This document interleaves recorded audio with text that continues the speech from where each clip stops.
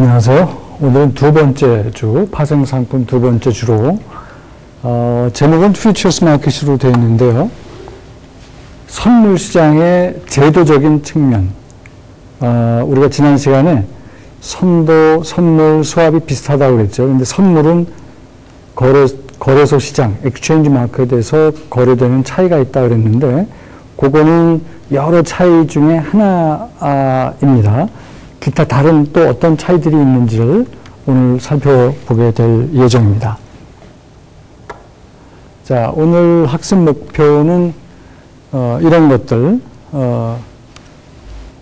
그 퓨처스 마켓의 특징들, 퓨처스 계약의 특징들, 그 다음에 이제 뭐 이런 것들을 이해한 다음에 끝에 가서 선물 선도 계약이 어떻게 차이가 나는지, 퓨처스와 포워드의 차이는 뭔지 하는 얘기까지 이번 주에 강의를 마무리하도록 하겠습니다.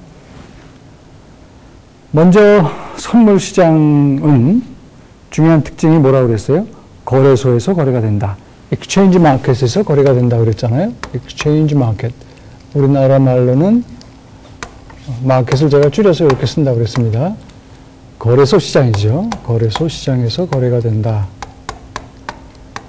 거래소 시장이 지난 시간에 한 것을 뭐 복습일 수도 있습니다만, 거래소 시장이 제일 먼저 시작된 시장은 1848년에 CBOT, 시카고 보드 오브 트레이드, 그러니까 시카고 상품 거래소입니다. 직역을 하면.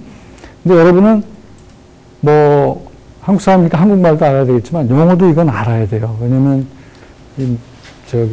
뭐 아주 그 파생 상품에서는 많이 나오는 거래소이기 때문에 CBOT, 시카고 보드 오브 트레이드가 이제 옥수수 선물을 제일 먼저 시작하면서 1848년도에 이제 파생 상품 시장으로 만들어졌다는 얘기를 지난 시간에 했었고, 그 다음에 지난 그 3데케이드면 30년 정도라고 볼 수 있죠.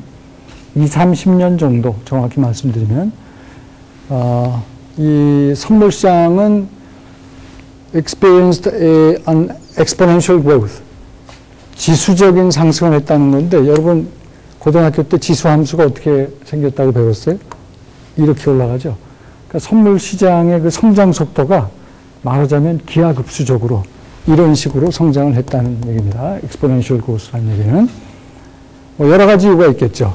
지난번에 말씀드린 대로 그 70년대에 그 통화 시스템, 국제적인 통화 시스템이 고정환율, 달러 중심의 고정환율 시스템에서 변동환율 시스템으로 바뀌면서 말하자면 통화 선물 등이 등장을 했고, 그게 환율 변동이 심해진과 시기적으로 비슷하게 70년대 또 금리도 굉장히 불안했습니다. 그래서 금리 그 위험 관리 차원에서 금리 선물 상품들이 이제 70년대에 도입이 되고, 주가 지수 선물은 80년대 초에 이제 도입이 되죠. 기타 뭐 여러 종류의 기초자산입니다. 이건 전부 기초자산이 이런 여러 종류의 파생 상품들이 도입이 됐었다. 그런데 최근에는 그 여러 거래소 간의 restructuring and consolidation effort, 인수 합병, 그러면서 더 경쟁력을 높이려는 그런 노력이 아주 눈에 띄게 많이 생기고 있다. 그런 말씀을 드렸습니다. 대표적인 예가 2006년에 NYSE가 유로넥스트랑 합치면서 NYSE 유로넥스트를 만들었다는 얘기를 말씀드렸죠. NYSE. 이건 뉴욕 증권거래소입니다. 뉴욕 증권거래소가 유로넥스트는 뭐라고 그랬죠? 유럽에 있는 통합거래소예요. 그러니까 한 나라의 거래소가 아니라 유럽에 처음에 만들 때는 유럽의 파리, 벨지움, 그 다음에 네덜란드 거래소가 통합을 해가지고 통합거래소로 유로넥스트를 만들었는데, 그게 NYSE라는 그 미국의 엄청난 주식시장과 합병을 해버린 겁니다. 그래서 NYSE 유로넥스트가 되고, 지난 시간에 여기서 라이프라는 영국의 또 큰 선물시장도 인수를 했다는 말씀 드렸습니다. 그 다음에 여기에 자극을 받아서 CM이랑 시카고 머켄타일 엑스체인지, 그러니까 시카고 상업거래소라는 것, 일명 먹으로 알려져 있는데요. 이것이 CBOT랑 또 합병을 하죠. CBO, CME가 CBOT랑 합병을 하면서 CME 그룹이 만들어집니다. 이게 지금 2010년도 기준으로 제일 큰 거래소 시장 중에 제일 큰 선물 거래소 시장, 선물이 거래가 되는 거래소 시장은 어디라고 그랬어요? CME 그룹이라고 했죠. CME 그룹입니다. 이게 2008년도에는 뉴욕에 있는 또 선물 거래소 시장 나이맥스를 인수를 합니다. 이것도 지난 시간에 잠깐 설명을 했던 거예요. 그 다음에 선물 시장은 여기는 almost always 그랬는데 always로 생각하셔도 좋습니다. 선물 시장은 항상 organized exchange라는 얘기는 거래소에서 거래가 된다. 그 얘기예요. 거래소 시장에서 거래가 되는데 보통 for-profit 조직일 수가 있고 non-for-profit 조직일 수가 있습니다. for-profit이라는 것은 기업이랑 똑같은 거예요.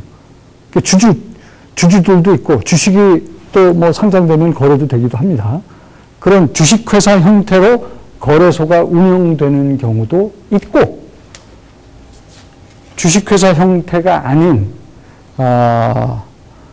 일종의 뭐라고 해야 되나 그 비영리법인의 형태로 거래소가 운영되는 경우도 있다.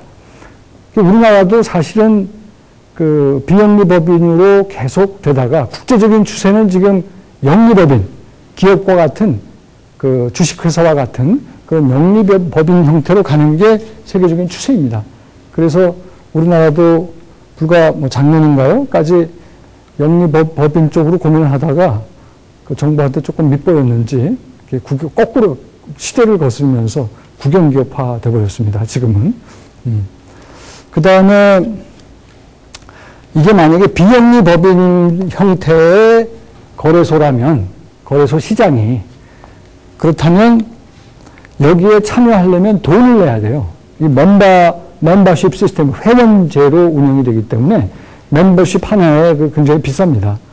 그러면서 이제 통상 증권회사들, 금융기관들이 이제 멤버십 피를 내고선 회원권을 얻게 되는데 그거를 통상 시트라고 해요. 여기 지금 지워졌기 때문에 이걸 지우겠습니다. 시트라고 합니다. 그래서 시트라고 하는 그 회원권을 얻어야지만 비영리 법인의 형태로 거래가 되는 거래소의 경우 거기 참여를 할 수가 있다 하는 얘기고 그렇지만 최근에는 많은 거래소들이 어떻다? 영리법인화하고 있다. 우리나라는 어떻다? 우리나라는 시대를 좀 거슬러서 거꾸로 갔다. 영리법인화를 고민하다가 지금 국영기업화 돼버렸죠. 물론 거래소 월급이 너무 많고 그래서 정부에 조금 잘 못 보인 그런 이유도 있었을 겁니다. 그 다음에 이제 거래소 기업이 영리법인화 된다면 when exchange converts to for-profit status는 영리법인화 됐을 때 원래 회원들은 주식을 받게 되죠. 이제 주식회사가 된 거니까 그 얘기입니다. 그래서 the members receive shares of stock. 주식을 받게 된다. 그 다음에 선물 거래는 24시간 거래가 되는 게 아니고 거래소에서 거래가 되기 때문에 official trading hours가 있어요. 그러니까 거래 시간이 미리 정해진 거래 시간이 있습니다. 우리나라 주가 선물 같은 경우는 9시부터 3시 15분이라든지 이렇게 정해진 official trading hour가 있습니다.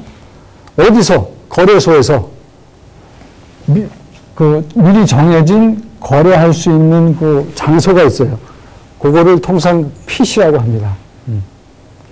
근데 지금은 이게 우리나라 같은 경우는 다 electronized, 전산화됐기 때문에 별 의미가 없어요. 근데 미국 같으면 아직도 open outcry라고 그래서 이제 사람들이 모여서 거래를 하는 사자, 팔자가 그냥 다자, 경매 형태로 옷 색깔도 다르게 해서 참여하는 그림 봤었잖아요.